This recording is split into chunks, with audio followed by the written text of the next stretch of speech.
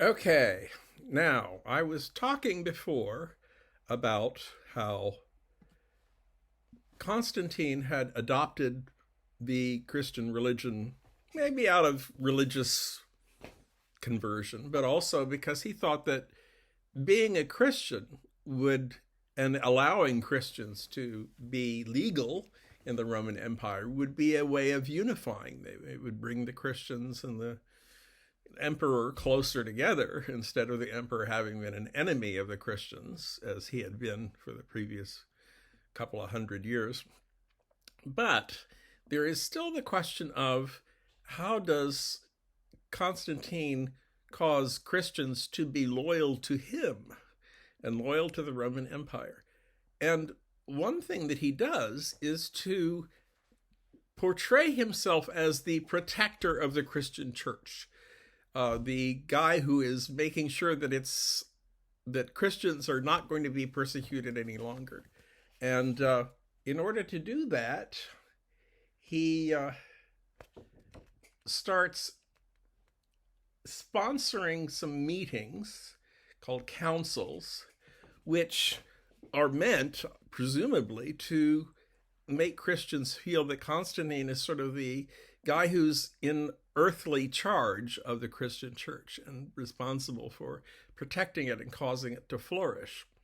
This makes the eastern part of the empire rather different from the western part, because in the western part, not only do we not see an identification of the emperor with Christianity, but in fact, the rulers of Western Europe, the kings and princes and people like that, come into conflict with the church, which is controlled in the West by the Pope. And the Pope wants to have power, and the king wants to have power, and there's problems that arise from that. But in the East, Constantine sets himself up as the guy who's making the church safe and strong. And one of the things that he does is to call these councils, which help to determine what Christianity is and whether what you believe is Christianity or not. And if what you believe is not officially recognized by Constantine to be Christianity, you're not a Christian, but you are a heretic, and therefore you are outside of the law and don't deserve to be protected. One of the issues that he's concerned with in these early years has to do with a belief or a concept called Arianism. This was named after a guy named Arius. And Arius was dealing with the problem that is still a problem today in some ways, that Christianity, or some Christians, believed that God and Jesus were aspects of the same being.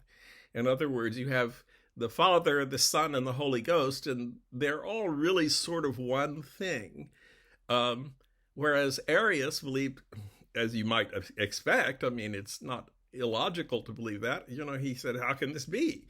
You can't have a divine God and then a human being, which Jesus was, among other things, who walked around on the face of the earth, and say that they are exactly the same thing. So he believed that God created Jesus, that Jesus was a dependent creature of God, and that they were different in substance. They were not aspects of the same thing, but they were two different things. And a lot of people for centuries accepted this explanation and were referred to as Arians, Arians, not the same thing as the Aryans that the Nazis believed in the 1930s. But the Arians believed that God and Jesus were of two different substances. They were basically two different creatures. Or God was not a creature. He was the one that created everything. And there were others who were deeply opposed to this idea. So Constantine, in 325, calls a Council of Nicaea, which is a collection of various bishops in the area around Constantinople. Bishops had been the basically governors and leaders of various local churches. In fact, the word bishop is derived from a Greek word that used to refer to a government official. And Constantine brings all the bishops together, I think he's probably careful to select the bishops so that they will all agree with him. And the Council of Nicaea gets together and decides that God and Jesus are of the same substance, homoousion. And this is the more complicated of the two beliefs, but in a sense, it really doesn't matter from Constantine's point of view, because what Constantine is trying to do is to establish himself as the chief arbiter of what is Christianity and what is not. I mean, the council is doing it, but the council is doing it under his supervision. So, two things. First, Constantine becomes very powerful because he's the person who declares these councils and brings together people to decide what church doctrine is going to be. And also, he gets to decide who is a Christian and who is not, or the council gets to decide that. So, in a way, starting out with Constantine adopting Christianity as a way of bringing people together, it ends up being a way of kicking out everybody who isn't on your side. And this is disturbing to a lot of Christians, which want to see Christianity as a religion that accepts everybody. Also, now that Christianity has become acceptable, after all, the emperor is, if not a Christian, at least a supporter of the Christians, there's a sense of kind of disappointment in a way, because back when Christianity was a persecuted religion, Christians were heroes. The Christians were being thrown to the lions in the gladiatorial arenas. And this was supposed to discourage people from being Christians. But actually, some people would look at the Christians being eaten up by the lions in the arena and say to themselves, gosh, these people are really taking Christianity seriously. There must be something to it.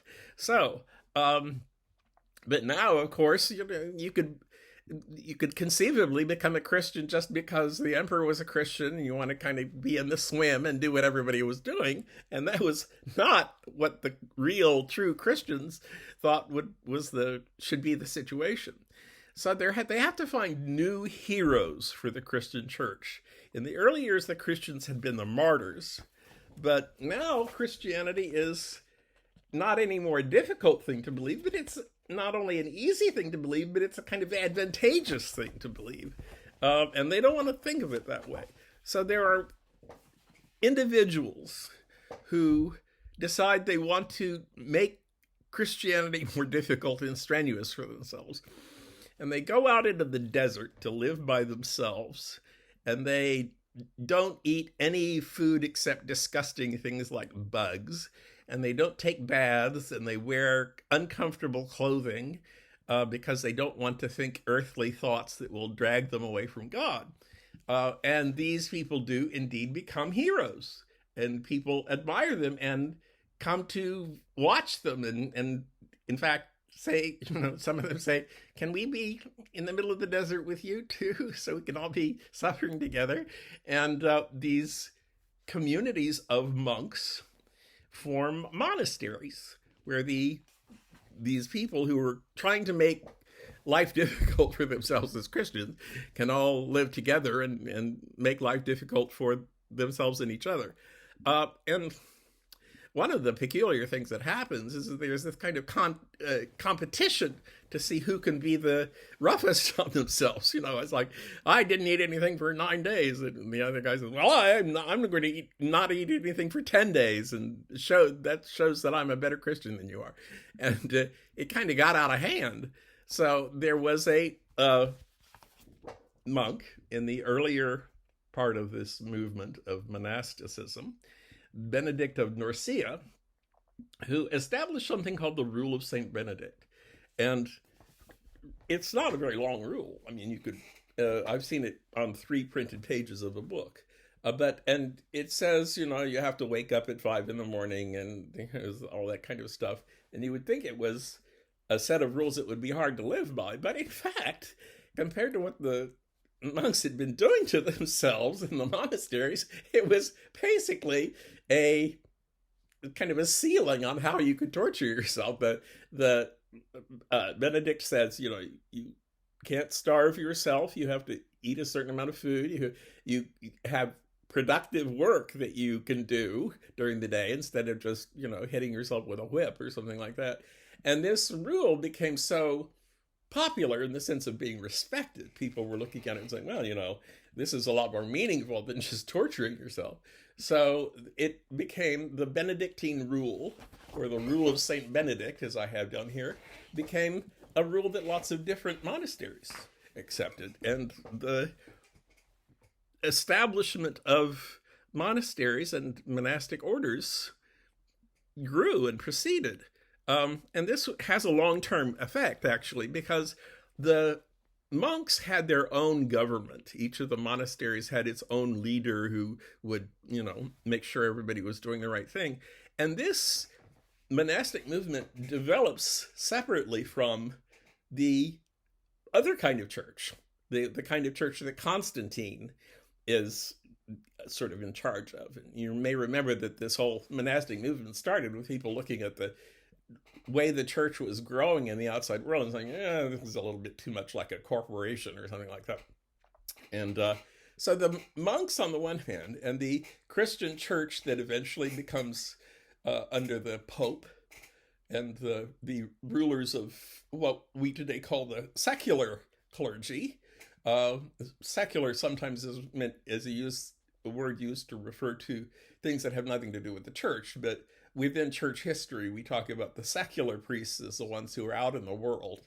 They are heading up congregations and churches, whereas the monastic priests are called regulars because they live by a rule. The Latin word for rule is regula. In fact, one of those 10-inch rulers could be called a regula. So the ones that live by the rules, such as the ones that the St. Benedict set up, are the regulars, and the ones who are under the direct government and supervision of the Pope are called the seculars, and they have, in a way, completely different histories.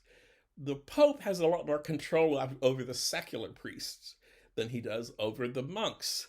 And very often in later history, when you see a priest criticizing the Catholic Church and saying, you're heading in the wrong direction, we really have to put our hands on the steering wheel, it is very often a monk. For instance, Martin Luther, whom we will talk about later on this semester, and who started the Reformation, the movement to, try to get the church based in Rome to change its ways, was a monk. And he was in a position to criticize the church in a way that some priests who really depended for their living on being in the good graces of the Pope could not. Now, also, you begin to get in this period a growth of writing about the church. People are making theoretical arguments to support different kinds of Christianity. And one of the most famous of them was a man named Augustine of Hippo, or St. Augustine. There will be later on another Augustine that we're going to be talking about, Augustine of Kent. So I refer to St. Augustine as Augustine of Hippo, just in order to make that clear. Hippo is a city in North Africa, of which Augustine eventually became the bishop. Now, Augustine had an interesting life, and we know a lot about it because Augustine wrote his autobiography, The Confessions of St. Augustine. He started out as a man who had a very secular, worldly career planned out for him. He was going to be a lawyer, that kind of thing. And then he had a religious experience and decided to retreat from the world. He went back to North Africa, and he started writing books about Christianity and about what Christianity meant to him. His most famous book is a book called The City of God. And this was written in response to a person who was wondering, what's going on here?